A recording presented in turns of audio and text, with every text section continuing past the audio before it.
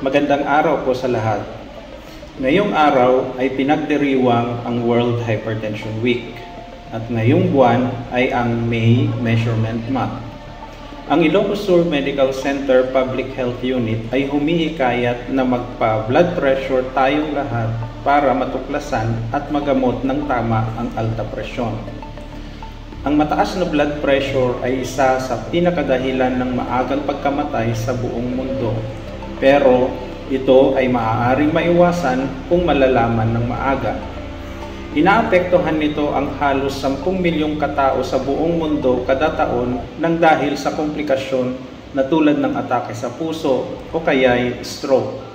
Maaari din ito mapunta sa permanenteng disabilidad na umaabot sa halos 200 milyon na katao sa buong mundo kada taon nang dahil sa komplikasyon nito na stroke, sakit sa kidney, sakit sa puso, at demensya o sakit sa pag-iisip. Mga mahalagang kaalaman tungkol sa hypertension. Marami po ba namamatay sa hypertension? Hindi ang hypertension ang nakamamatay kundi ang komplikasyon nito tulad ng atake sa puso, atake sa utak, pagkahapo ng puso at sakit sa bato.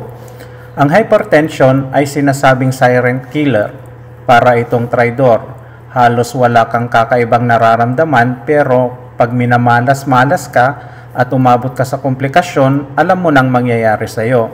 Gusto mo bang mamatay ng maaga? Tinatakot mo naman ako, doktor. Talagang nakakatakot kasi hindi lang naman kayo ang biktima kapag napabayaan ang hypertension. Ang totoong biktima ay ang inyong pamilya. Paano na sila kung may masamang mangyari sa iyo? Kaya importante na makontrol ito ng mabuti.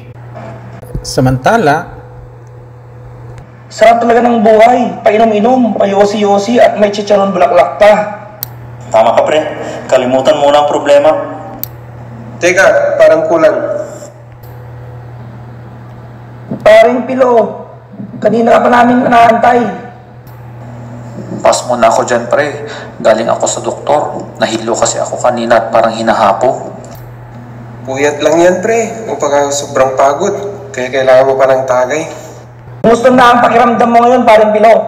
Problema, pre. Sabi ng doktor, high blood daw ako. 140/90. Nasa borderline na daw. Naku, ang daming bawal niyan pare. Kasi biyanan kong lalaki, high blood din. Umaabot ng 200/100 ang BP.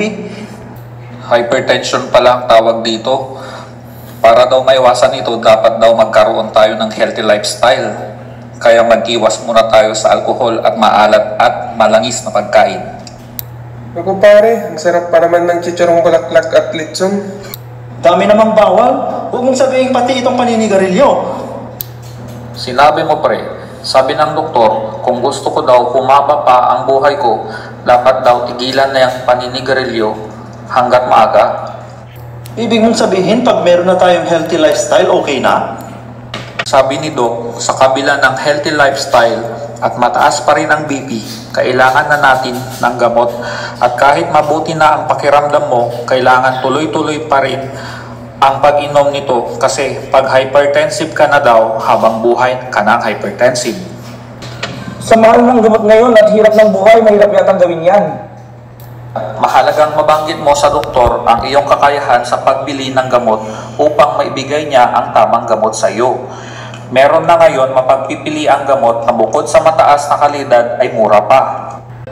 nang biglang dumating ang anak ni Mang Isko, Tay! Tawag po kayo ni nanay! Na-stroke daw po si Lolo. Di daw po maigalaw ang kalahati ng katawan at di makapagsalita. Naku, sinabi ko na nga ba eh.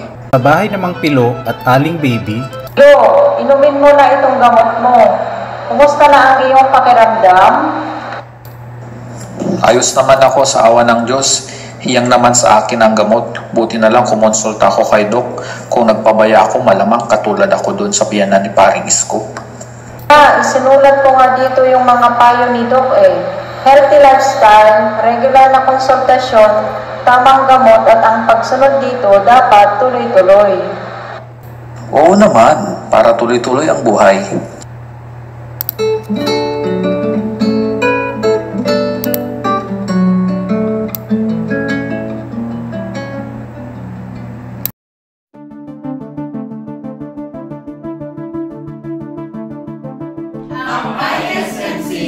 Nursing Department ay naging isa sa pagtuligsa sa sakit na high blood o alta presyon. Kaya importanteng alamin ang blood pressure. Kung ito ay mataas, huwag na huwag baliwalain. Laging tandaan, maaari kang maligtas sa silent killer o traidor na sakit na high blood pressure kung malalaman ng maaga at magamot ng tama.